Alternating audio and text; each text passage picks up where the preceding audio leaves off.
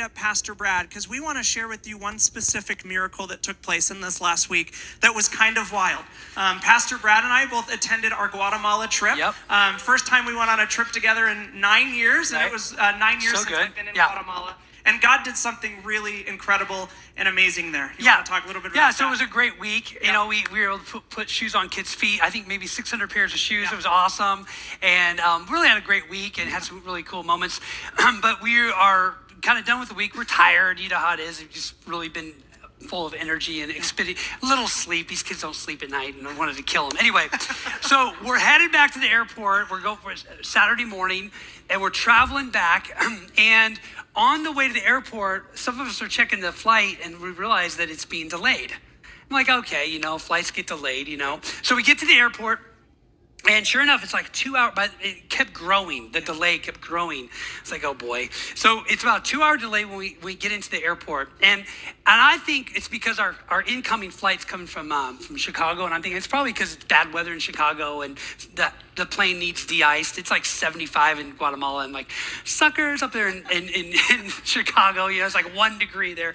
But it wasn't that. No, it was not that. No.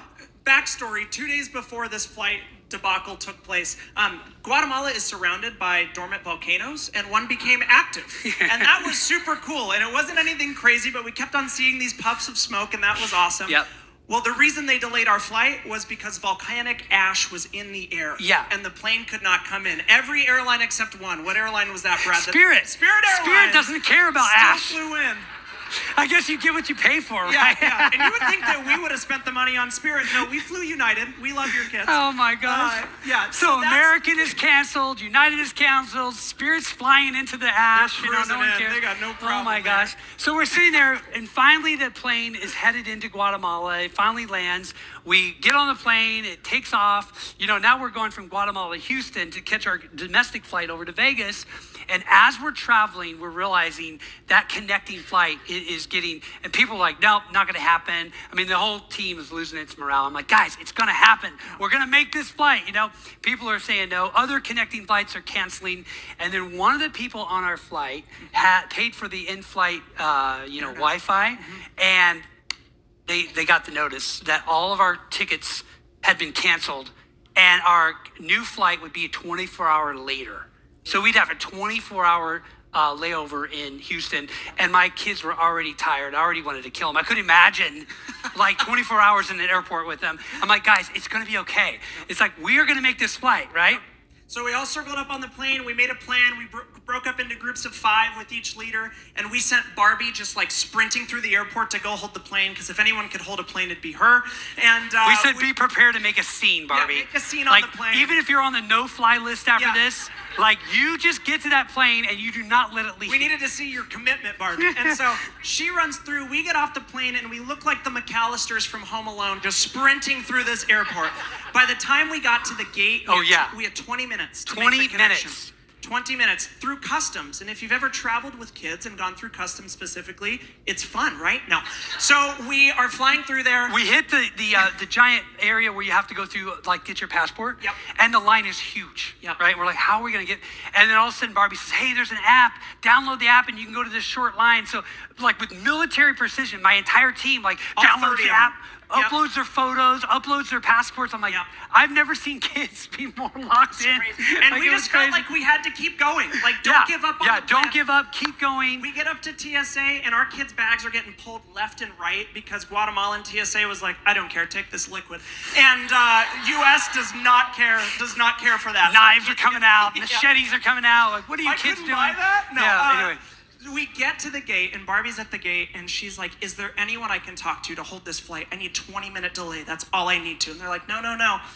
All of a sudden, here comes out the pilot, which is crazy, number 1, that he came out. Yeah. Number 2 this is wild, you guys. He is a family member of the Lake Mead community.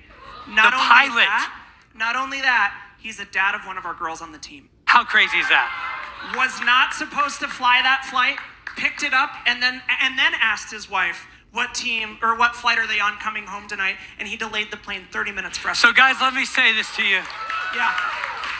When you think your flight's delayed and your father is the captain of the ship, come on, somebody, that preaches. You there's don't a need to worry sermon in about that. being delayed when your daddy is flying that plane. Yeah. Come on, somebody. But Let's it was go. really great. So good. Brad got to share this word with us at the end of, how this all wrapped up. Because that would have been just a morale buster Oh, to the yeah. great week that we Right, had. yeah. And just that message of like God doing miracles and being near that mission is where you're going to see miracles in our lives. And it was an incredible way So to good. wrap all that So up. good, so and, good. we're just like drenched in sweat, like getting on this final connecting flight. And after delaying it for 30 to 45 minutes, we were only 10 minutes late in Las Vegas. Yeah, he like gassed that thing Yeah. home. But I'll tell you what. It was really, really cool because, we got on the plane, we're all sitting there, we can't even believe it. It's like literally a miracle. Yeah. It was a great way for the kids to end. And then I stood up, I said, so all of you doubters in here that said we wouldn't make, oh, ye of little faith, look what our Father has done. Come on, Amen. somebody. Amen. Such a good end. Church, there's so many stories like this. Yeah. It just scratches the surface of what took place last week. And if you run into one of our students, 7th through 12th grade, Yeah, that for attends sure. Lake Yeah. Mead, push in and ask them how their week went. That's kind of how we keep that fire going. That's how we keep this ignition taking off. We've got people here at church that attended our trips and want to come continue that relationship with Jesus. And so keep praying faithfully for these things. It's why we do these things. It's why we were under such spiritual warfare, because God was on the move. He went ahead of us and prepared this for us. And so we're really excited for how that all went and everything that's going to go on after that with the medical clinic and these things coming up that really empower our community. So we're excited for that. Would you turn your attentions to the screen and watch this?